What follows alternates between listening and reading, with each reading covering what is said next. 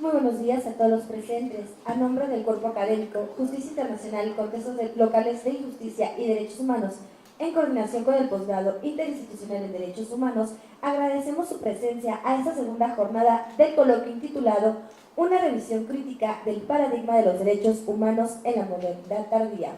Para comenzar el día de hoy, daremos apertura a la mesa denominada La dignidad como fundamento de los derechos, conformada por el doctor Fernando Mex Ávila, el doctor Luis Armando González Plasencia, el doctor José Antonio Mateos Castro y como moderadora la licenciada Fernanda Algarra Chávez. Muy buenos días y bienvenidos. Y ahora le vamos a dar paso al doctor Luis González Plasencia, que nos va a hablar sobre derechos a la venta, la mercantilización de los DESCA en el contexto de la posverdad.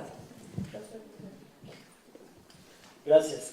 Buenos días a todas y a todos. Bueno, quiero aclarar que ese título se lo di a Mario hace ya mucho tiempo y más bien es el título preliminar de la línea de investigación que he seguido desde hace unos 3 años. Entonces lo que voy a exponer ahora son más bien como las líneas por las que transcurre esta investigación, que tienen una fuerte dosis de lo que yo llamo documentación de la propia ignorancia, porque cuando uno entra a campos que no conoce, empieza a descubrir cosas que los demás ya saben, pero para uno son nuevas, ¿no? De todas maneras, creo que ese es un mecanismo interesante que motiva la investigación. Bueno, por otra parte, este outline está sostenido sobre un conjunto de lecturas que fueron sugeridas a partir de un texto que ha sido releído más o menos recientemente. Es un texto de los años 70, pero que ha cobrado una gran actualidad, que es la biopolítica de Foucault. Se llama así el texto, me parece, la biopolítica, ¿no? Que forma parte de sus lecciones en el College de France en los años 70, pero cuya lectura, decía, ha sugerido un conjunto de otras lecturas hacia adelante, como es el caso, por ejemplo, del texto, particularmente el texto de Wendy Brown sobre el pueblo sin atributos, ¿no? Y algunos otros más que van más o menos por esa línea, Michael Sandel, entre otros, y hacia atrás ha provocado también la necesidad de regresar a autores como Karl Polanyi. Creo que este autor no es un autor que sea muy conocido en general, pero me parece que es de una importancia fundamental. Ahora se está recuperando su libro de los 30, más o menos, así como la lectura de las actas del coloquio Lippmann, ¿no?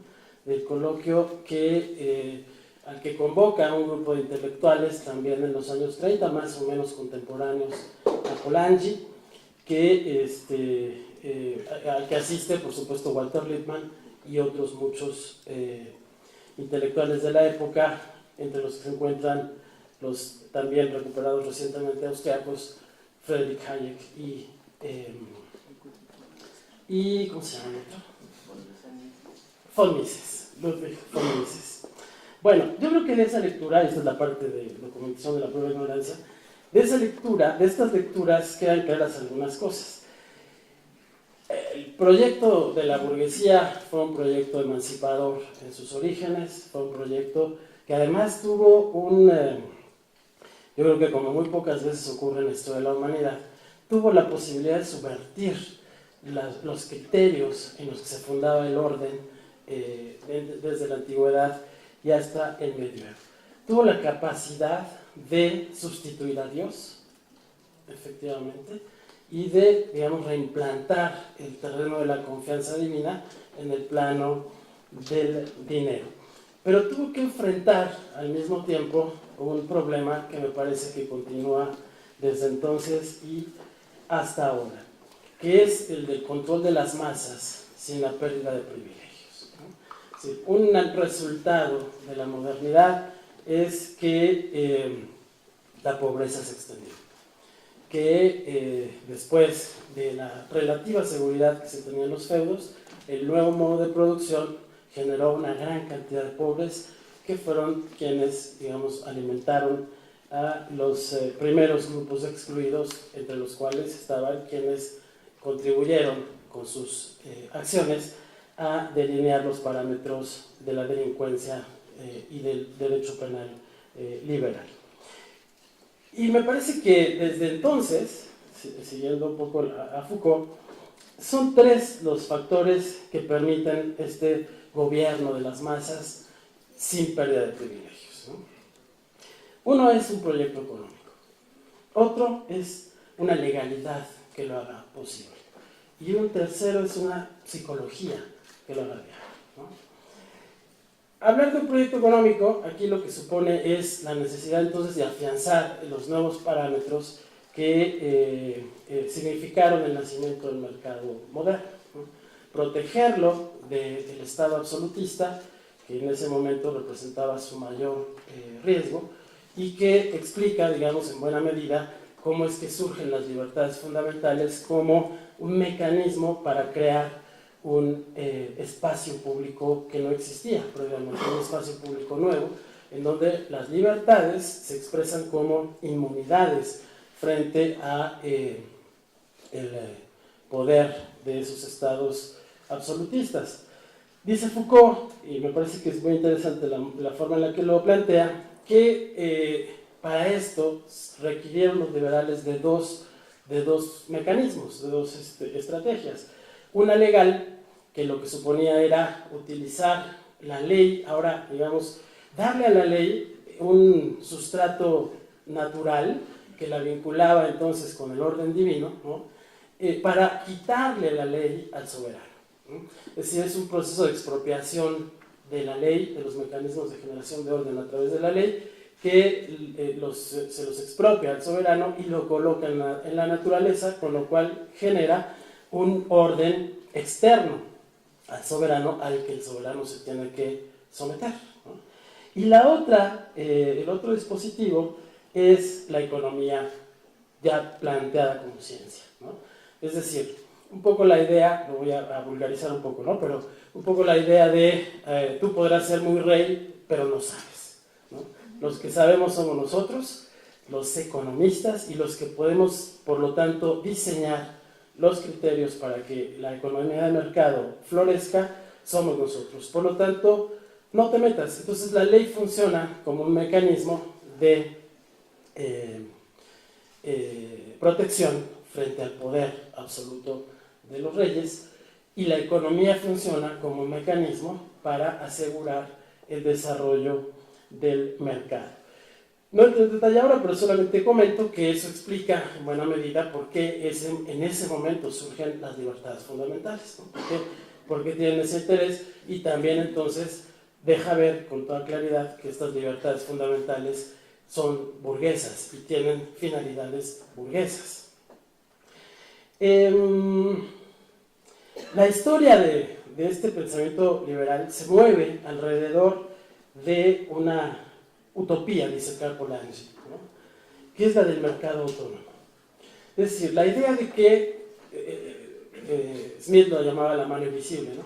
La idea de que el mercado podía autorregularse y de que el mercado generaría riqueza y condiciones para que efectivamente se pudieran mantener los privilegios, teniendo una relación, digamos, relativamente dócil con las masas, ¿no? Porque yo creo que desde muy pronto, ya en el siglo XIX, estaba claro que no todos se iban a beneficiar del modelo, ¿no? Entonces había que ir creando las condiciones que aseguraran, digamos, una convivencia pacífica entre unos y otros. En ese proceso hay dos elementos que creo que son importantes. Un primero es el fallo del proyecto económico del liberalismo. Es decir, también a finales del siglo XIX y principios del XX, está muy claro que las contradicciones que está produciendo este proyecto liberal son tan altas que están dejando en pobreza y en una condición también de salud bastante precaria a quienes participaron, quienes fueron, digamos, los obreros que llevaron adelante la revolución industrial y quienes empujaron este proyecto del liberalismo económico. Y el resultado de eso, las reacciones a esa crisis del liberalismo, que se expresaron por una parte en las revoluciones, entre ellas la mexicana y por supuesto la rusa, ¿no? Pero de manera más interesante en el planteamiento de Roosevelt con su New Deal, ¿no? Que lo que implica entonces es una actitud distinta en la relación que se pensaba entre el mercado y el Estado, y más bien en la puesta entre paréntesis, si no es que la anulación de la utopía de este mercado autónomo, ¿no? Es decir, la lógica de los años 20 del siglo pasado decía, si dejamos que el mercado siga así, vamos a acabar con el propio mercado. Entonces es necesario intervenir, es necesario que el Estado empiece a tener intervenciones en el mercado para regular el mercado y para reactivar. Bueno, en ese sentido, por ejemplo, los derechos sociales, que durante mucho tiempo se han visto como derechos de segunda generación, hoy digamos, problematizar esa idea, me parece que conviene verlos en esta lógica de ruptura, sino en una lógica de secuencias, porque los derechos sociales efectivamente representan un proyecto económico y político antagónico al de las libertades fundamentales en el liberalismo del siglo XVIII y XIX. Es decir, es una subversión, literalmente hablando, de las prioridades que se seguían en uno y otro proyecto, ¿no? Para el liberalismo, la prioridad era la libertad, fundamentalmente, y el aseguramiento de la no intervención del Estado. Para los proyectos sociales, el constitucionalismo social, por ejemplo, y el estado de bienestar, la prioridad es otra. La prioridad es la de poder repartir la riqueza sin llegar, digamos, a los planteamientos comunistas, salvo la Unión Soviética, pero a través de esta lógica de derechos, que son los derechos económicos y sociales, ¿no? Entonces, bueno, un primer asunto ahí que me gustaría puntualizar es esta idea de ruptura, y no solo de ruptura, sino de antagonismo, ¿no? Entre las libertades fundamentales y los derechos sociales. Porque eso explica entonces lo que yo decía ayer, en el sentido de que a partir de entonces se genera una tensión entre igualdad y libertad, ¿no? Igualdad y libertad fueron dos valores que el propio liberalismo utilizó y que le eran necesarios, por ejemplo, para hacer un planteamiento que horizontalizara las relaciones entre quienes decían que tenían estirpe, ¿no? Sangre azul, y quienes no la tenían, y que permitiera entonces una igualación, una revaloración de la actividad mercantil, que era bastante denostada. Es decir, tenían dinero, los primeros capitalistas tenían dinero, pero no tenían prestigio, no tenían dignidad. Se trataba de trabajos vulgares, ¿no? Entonces, este reposicionamiento a través de la idea de igualdad ayuda, digamos, a empoderar a la burguesía. Pero después, el propio planteamiento de igualdad ya no funciona cuando las relaciones ahora son entre los burgueses y los proletarios, ¿no? Porque naturalmente los proletarios también quieren igualdad, ¿no? Yo creo que, a reserva de analizarlo con más detalle, eso se resuelve en buena medida a través de los derechos políticos, ¿no? Si los derechos políticos habrían funcionado entonces como una especie de válvula de escape que permitía plantear la igualdad en términos formales, ¿no? Plantear la igualdad a través de la ley y de la participación política. Bueno, ahí es donde se vuelve interesante tanto el libro de Polanyi como las actas del Coloquio Lippmann, porque el libro de Polanyi en ese momento está viendo los resultados del New Deal en Norteamérica y está viendo la posibilidad de tener una economía que, digamos, equilibre la intervención del Estado con la libertad para tener capacidad de empresa, ¿no?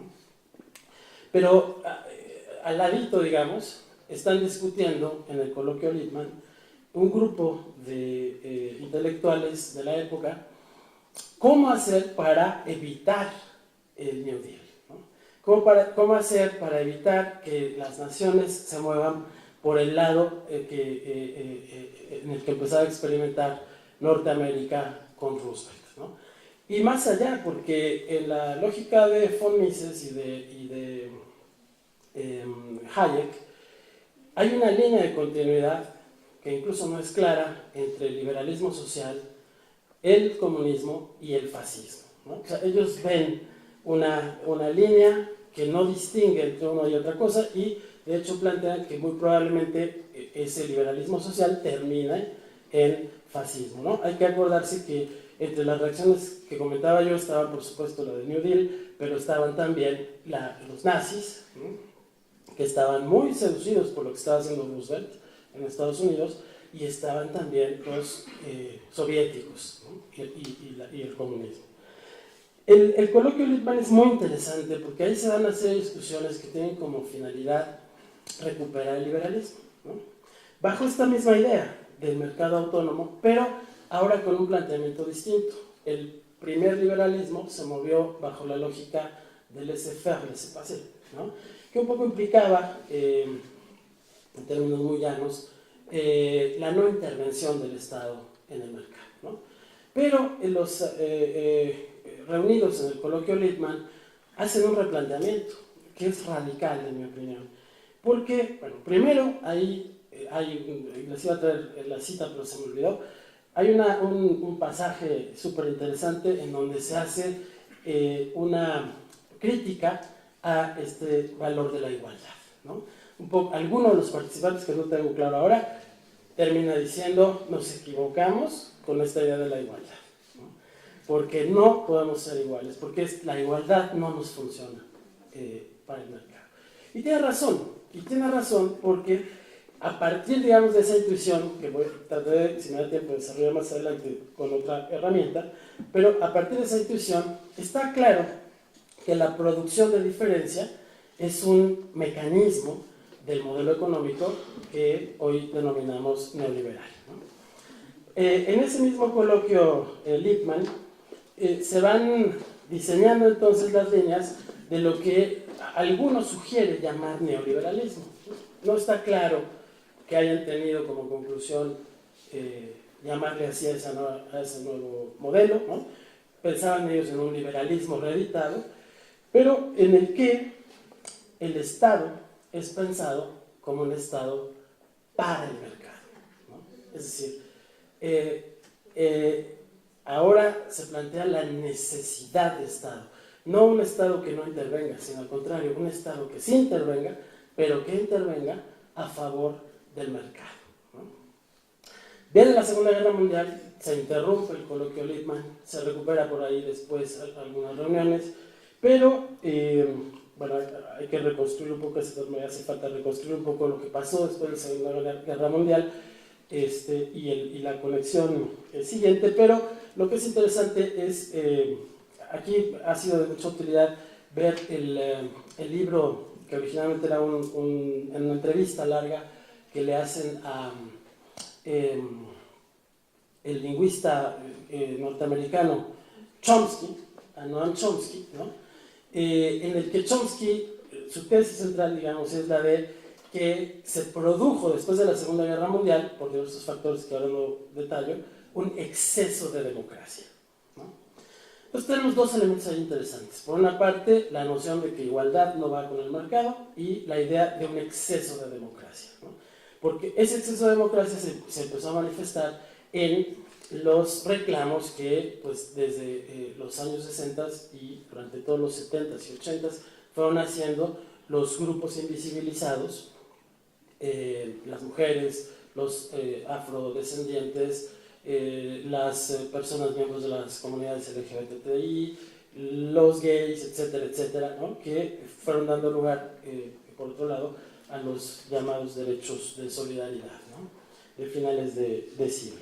Pero lo interesante es, Chomsky cita algunas actas de reuniones tenidas en el seno, digamos, de organismos directores de la economía mundial en los años 70 y 80, en los que claramente lo que se dice es: tenemos que desmontar estos movimientos, porque estos movimientos nos van a costar, nos están costando mucho dinero.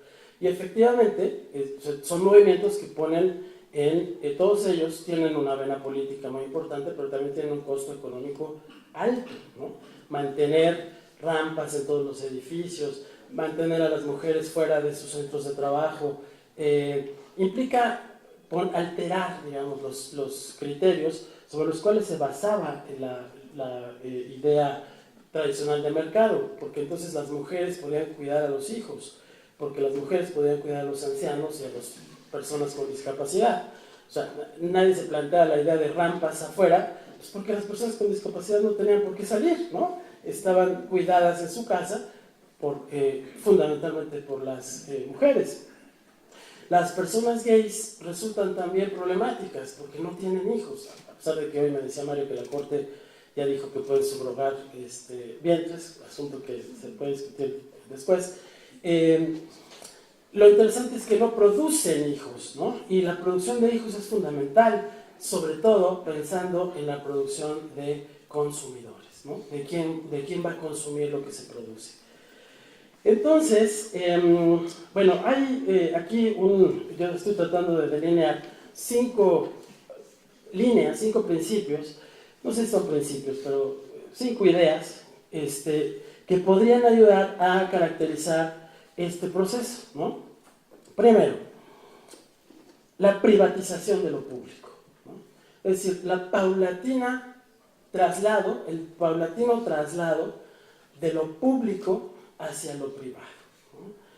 Que abarca prácticamente todo, tanto digamos lo material como lo simbólico, ¿no? Es decir, me parece que hay un proceso desde hace unos años para acá en el que lo público se ha ido reduciendo, poco a poco se ha ido reduciendo porque se va privatizando. No me refiero solamente, por ejemplo, a la privatización de las instituciones que vimos en los años 80, a partir de los años 80 con mucha claridad, sino la privatización de las relaciones, es decir, el constreñimiento de lo público, asunto para el cual han jugado, por ejemplo, de manera fundamental los aparatos que hoy nos hacen que el espacio público se haya virtualizado, ¿no? El espacio público cada vez es menos el espacio público y cada vez es más el espacio de las redes. También pensemos en la corrupción y en la legalización de la corrupción. Ahí Sandel tiene un planteamiento muy interesante que demuestra empíricamente cómo procesos que para nosotros serían corruptos hoy forman parte, digamos, del lobby que se hace, por ejemplo, para comprar a un senador, para comprar un lugar en una fila de boletos para un espectáculo, o para incluso privatizar lo que antes era espacio público, por ejemplo, los teatros, los centros de recreo. Ahora, aquí en México, bueno, allá en México, tenemos, en la Ciudad de México, hay que decir, el centro Pepsi o el centro Banamex, ¿no? Que son centros de espectáculo que ahora han suplido a pues el Auditorio Nacional, por ejemplo, o estos otros lugares que eran construidos con dinero público y que tenían, por lo tanto, una vocación también pública. El siguiente proceso es el de la socialización de las pérdidas, ¿no? Porque el capital no pierde dinero. Entonces, en este proceso de privatización de lo público hay pérdidas, pero esas pérdidas se socializan. Lo que estoy diciendo está documentado, esto no es una idea mía, que además seguramente todos la vivimos cuando la privatización de la banca, por ejemplo, ¿no? Las pérdidas se socializan, de modo tal que todos nosotros terminamos subsidiando las pérdidas que el proyecto genera. Ahí habría que hacer una acotación también, porque también hay un proceso de socialización de los privilegios, de socialización de los costos que tienen los privilegios, ¿no? Y voy a poner un ejemplo que me sugirió Mario en la mañana, no de manera acrítica, pero meterse al Salón Premier en el aeropuerto, ¿no?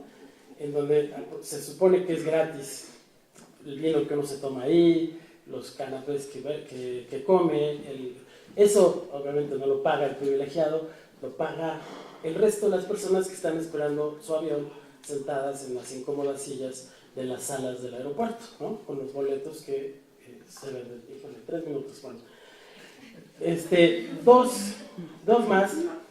Tres más. Un principio que a mí me gusta mucho, este sí es mío, que plantearía que lo que se puede comprar se debe vender, ¿no? Es decir, en una lógica en la que el mercado estaría, digamos, orientado a tratar de mercantilizar todo aquello que se pueda vender, lo cual es funcional a la producción de diferencia, ¿no? Porque todos compramos, prácticamente todo se vende, hasta los vientres, de acuerdo con la corte esta mañana, ¿no? Pero todos compramos también con acceso a distintas calidades, ¿no? No es lo mismo, por ejemplo, comprar en un supermercado que está en una colonia que tiene pocos recursos, que comprar en ese mismo supermercado, la misma marca de supermercado, que está en una colonia rica, ¿no? Los productos son distintos. Pero este principio, entonces, lo que plantearía es que tendencialmente todo está en venta y todo debe venderse. Y ejemplos de este principio podríamos verlos en lo que en otro trabajo llamaba yo la conversión de las ciudades en malls, ¿no? En grandes centros comerciales. Hoy las ciudades son eso, son centros. Esta ciudad se ha salvado, por cierto, aunque ya empezó en los alrededores, pero la uniformización que existe en las ciudades es brutal. Los centros comerciales, todos tienen las mismas tiendas, ¿no? Pocas de esas tiendas son mexicanas. Los aeropuertos se han convertido en malls también, etc. Bueno, voy rápido. Dos cosas que no voy a abundar, lo que llamo la paradoja de la desigualdad, que también podría ejemplificarse con el hecho de que quien nace pobre se va a quedar pobre, ¿no? Quien nace excluido se va a quedar excluido. Hay también evidencia empírica que sustenta esta idea, y la ilusión de la libertad, sobre la que me voy a tomar un par de minutos más, porque dije que el proyecto necesitaba de una legalidad que lo condujera y de una psicología que lo hiciera viable, ¿no? No entro en detalle sobre el tema de la legalidad, solo diré que hace falta estudiar más lo que significa el concepto de rule of law, ¿no? Porque el rule of law nosotros lo hemos asumido como Estado de Derecho sin más, pero yo tengo la impresión, creo que hay evidencia, particularmente Locke, que plantearía que este concepto de rule of law es una legalidad pensada para el mercado, ¿no?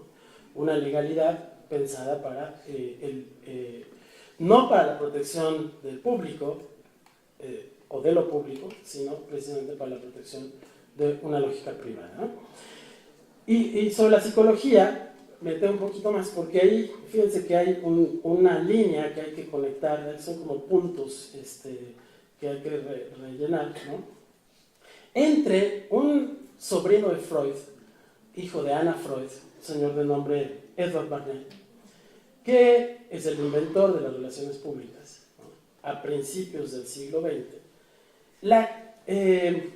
El modo en el que Bernays sedujo, por supuesto, a los liberales de los principios del siglo, y también al mismísimo Goebbels, ¿no? al ministro de propaganda de Hitler, ¿no? Porque Bernays retoma un switch que ocurre a finales del siglo XIX, que es muy interesante en la lógica del mercado, ¿no? Que es, en lugar de producir para satisfacer necesidades, lo que tenemos que hacer es producir para satisfacer deseos. Y el switch, entonces, ahí está entre el paso de las necesidades a los deseos, ¿no? Y por eso la psicología es tan importante. Entonces, Bernays desarrolla, a partir de una serie de prácticas, que, por ejemplo, motivaron que las mujeres empezaran a fumar a principios del siglo, ¿no? un mecanismo de enganche psicológico con el consumo, ¿no? Es decir, engancha el consumo no a la necesidad, porque si yo necesito zapatos, me voy a comprar 10 pares de zapatos, pero en un momento ya no voy a necesitar zapatos, ¿no? Pero si yo deseo zapatos, entonces puedo tener un closet entero de zapatos con independencia de que los necesite o no los necesite. Y mucho más recientemente, con las investigaciones de los psicólogos, que uno de ellos obtuvo el premio Nobel el año pasado, de economía, no de psicología, sino el premio Nobel de economía, ya se me olvidó el nombre otra vez, ahorita me lo recuerdo, de los dos, Kahneman y su maestro, y su alumno. Daniel Kahneman es el alumno y el maestro, no recuerdo, pero cuyos análisis de la psicología de la conducta, de la economía de la conducta, han demostrado cómo la idea de que somos seres racionales se viene completamente por tierra, ¿no? En ese escenario, el tema de la posverdad, el tema del consumo, el tema de la conversión, de la mercantilización del mundo se vuelve súper interesante, ¿no? Termino diciendo las conclusiones, aunque ya no tengo tiempo de elaborarlas, pero en esa lógica, un poco el trabajo que hemos comentado aquí en el cuerpo académico es cómo los derechos se van también mercantilizando, ¿no? Cómo los contenidos de lo que llamamos derechos sociales particularmente se van mercantilizando y cómo el acceso a esos derechos tendrá que ver y tiene que ver ya con una lógica de dinero y no con una lógica de publicidad, ¿no? Por lo tanto, pues creo que tenemos evidencias para decir que muy probablemente ocurra entonces una ruptura, digamos, que deje los derechos para los pobres, ¿no? Y que los mecanismos de consecución de esos derechos sigan siendo igual de difíciles para los pobres, mientras que los contenidos a los que esos derechos dan acceso estén disponibles como bienes para quien pueda pagarlos. Bueno, ya no puedo elaborar más. Tenía aquí un outline que creí desarrollar en unos minutos, pero ojalá después podamos seguir platicando sobre el tema. Muchas gracias.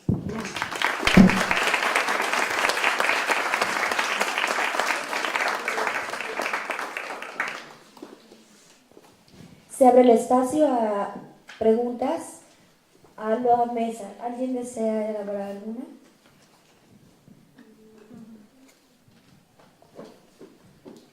Bueno, les pedimos también que ahorita en sus preguntas sean como muy claros y contundentes para, por favor, dar también...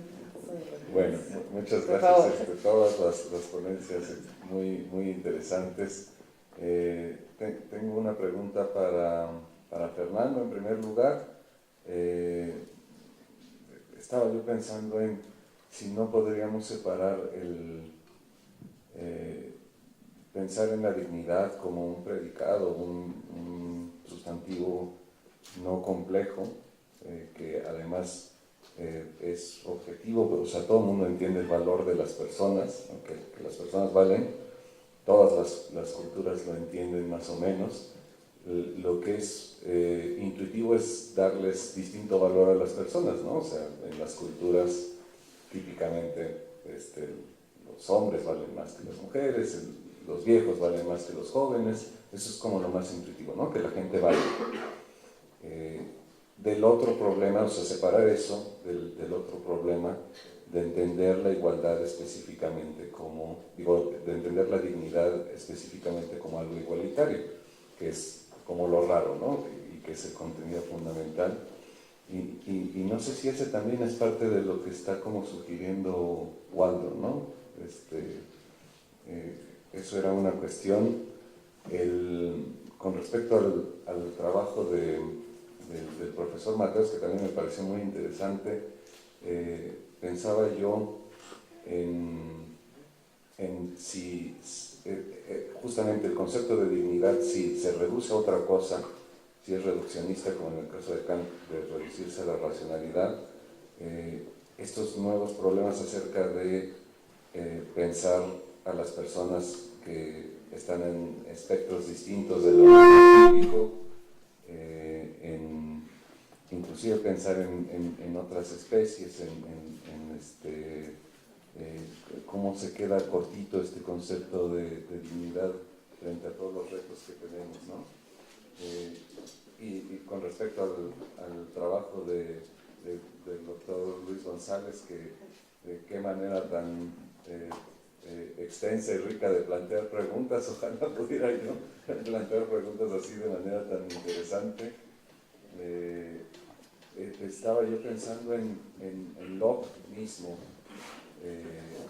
que una manera de leerlo es que lo primero que piensa Locke es la igualdad, ¿no? O sea, una manera de leerlo es que justamente los derechos son una consecuencia normativa de que tengamos igualdad, y que quizás ese es el punto principal que está haciendo Locke, ¿no? Entonces, no sé si más bien en las disciplinas normativas, como la lógica por otra parte, pero la moral, pues los valores, las virtudes siempre se definen una a partir de la otra, ¿no? Son terrenos circulares en donde pues, si piensas la igualdad tienes que invocar la libertad, si piensas la libertad tienes que invocar la dignidad, la autonomía, o sea que todos los conceptos tienen que definirse unos a partir de otros, y eso es lo que a veces olvidan los esencialistas, ¿no? Que a lo mejor lo que tenemos que criticar es el esencialismo de esos conceptos. Pero muchas gracias a todos. ¿Sí muy conciso? Sí. Gracias.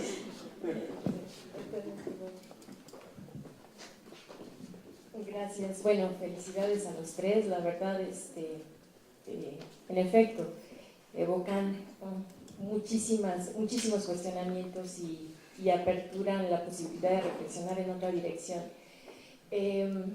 Una primera cuestión que me surge es, de pronto, el concepto de dignidad aparece como en un territorio ya establecido, el contrato social, ¿no? En el territorio del contrato social, y en ese sentido pareciera que todo se dirime ahí, y que el pragmatismo aterriza justamente en ese territorio. Pero yo me preguntaba, en efecto, todo aquello que quedó fuera del contrato social, que quedó en el fundamento, que es el estado de naturaleza, es visibilizado en términos de eso, de algo natural. Entonces, una persona sin estado, que es lo que hoy estamos viviendo, bueno, de hecho, desde la Segunda Guerra Mundial, estamos desde el periodo de entreguerras, lo que tenemos son personas sin estado. Y es como si esta racionalidad de la que hablamos en Kant no tomara en consideración estas cuestiones, ¿no? O sea, exacto, bueno, sí, me dirán la paz perpetua, la ciudadanía cosmopolita, pero eso no está en la realidad, eso simplemente es una idea. Entonces, ¿desde dónde pensar la idea de la dignidad? No como un adjetivo, porque de pronto la dignidad es el adjetivo de todas las cosas, ¿no? El trabajo digno, la vivienda digna, la vida digna. Pero ¿qué es esa dignidad?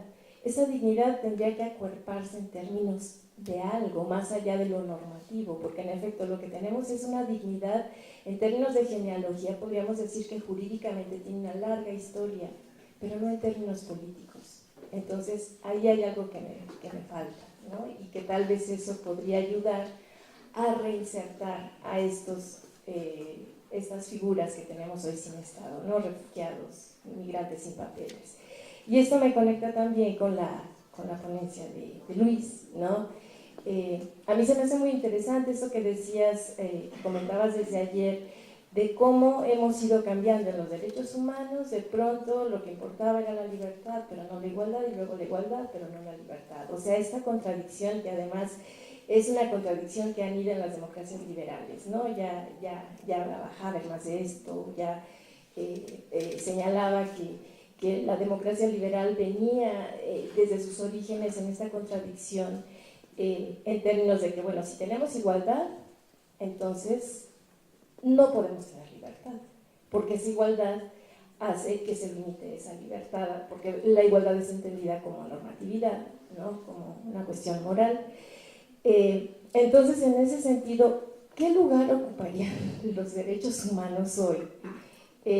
para que no se convirtieran en esta cuestión que yo comentaba ayer, legitimadores de los principios neoliberales, porque de pronto pareciera, y tú mismo me estás un poco dando más elementos, en términos de que los derechos hoy para los pobres serían en efecto una cuestión a alcanzar, pero en la lucha y en la fuerza, en la disputa, y por otro lado se convertirían en un bien social susceptible de ser adquirido por la gente que tiene dinero, ¿no? Entonces, ¿por dónde estaría como un camino para imaginar esta idea de la dignidad en otra dimensión más allá de lo normativo, del espacio, del contrato social, de pensar una racionalidad tal vez más allá del dar cuenta del entendimiento, que eso es Kant, y tal vez regresarnos a Hegel, ¿no? O sea, la crítica que mismo Hegel hace a Kant, en términos de que la racionalidad no puede ser reducida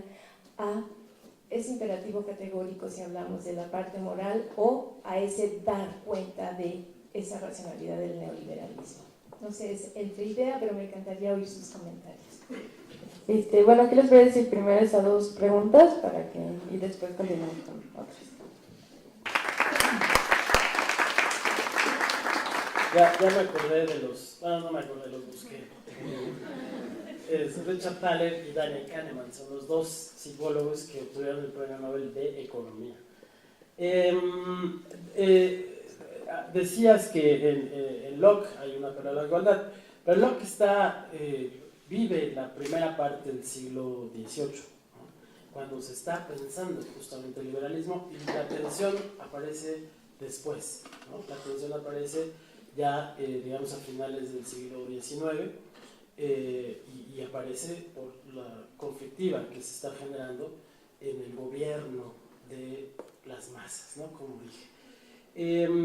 También es interesante ver que justamente en Locke los derechos no son producto de la Constitución, sino fundamento de la Constitución. Ese es un cambio que me parece muy interesante, porque lo que implica es una concepción de los derechos como mecanismo de gobierno y no como producto del Estado, ¿no?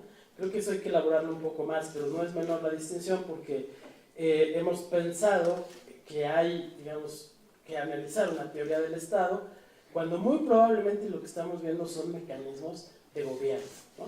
Lo que Foucault mismo llama gubernamentalidades, ¿no? Es decir, formas de administrar a la sociedad, de administrar los discursos y de administrar los dispositivos que están disponibles para el gobierno, en este caso de las masas, ¿no? Pero bueno, hay que abundar sobre eso.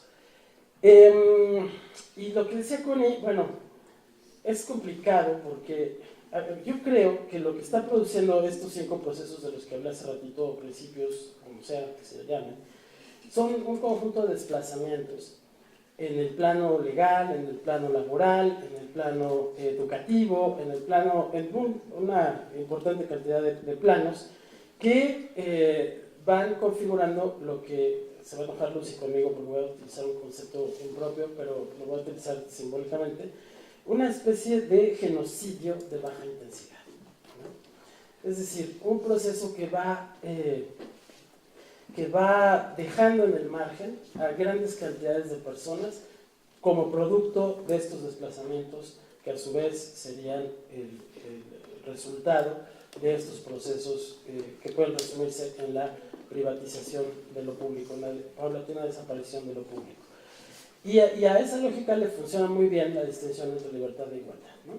Sin embargo, en otro trabajo, en donde se plantea el problema desde otra perspectiva, porque estos eventos que ocurrieron el año pasado o antepasado, cuando Nicolás Alvarado y, ¿cómo se llama?, el profesor Marcelino Perelló, y ¿se acuerdan? Y la chica que le gritaron guapo y la metieron a la cárcel, bueno, y metieron al taxista, lo encerraron, ¿no? Tal. Dieron lugar a una discusión también sobre si había una tensión entre el derecho a la libertad de expresión y el derecho a la no discriminación. Bueno, con ese motivo, entonces, yo ahí aventuré una idea, pero hay que trabajarla más sin duda, ¿no? Y es que, en mi opinión, la posibilidad de recuperar los derechos humanos primero, la posibilidad de recuperar los derechos humanos implica hacerlo con una certeza clara, que es la de que estos derechos son subversivos y tienen que ser subversivos, ¿no? Segundo, que en la genética de esos derechos debemos tratar de reimplantar, digamos, la síntesis entre libertad e igualdad, ¿no? Y lo quiero plantear desde esta perspectiva. En el siglo XVIII, libertad e igualdad sirvieron precisamente para emancipar a la burguesía, ¿no? Es decir, la libertad genera diferencia que después tiene que ser compensada con la igualdad, ¿no? O al revés.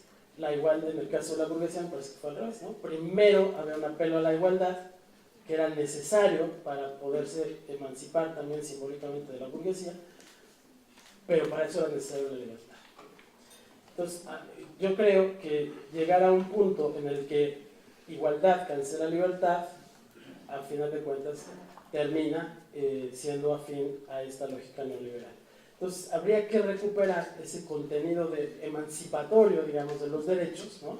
Que entonces reconvierte la idea de libertad como un mecanismo para generar igualdad, visto ahora desde la desigualdad, ¿no? En fin, ya dije que hay que elaborarlo mucho más, pero es lo que se me ocurre plantear en este momento.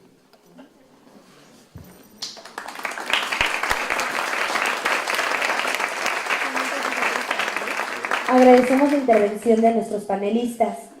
A continuación, la licenciada Fernanda hará entrega de las constancias de participación en estas mesas de trabajo al doctor Luis Armando González Plasencia.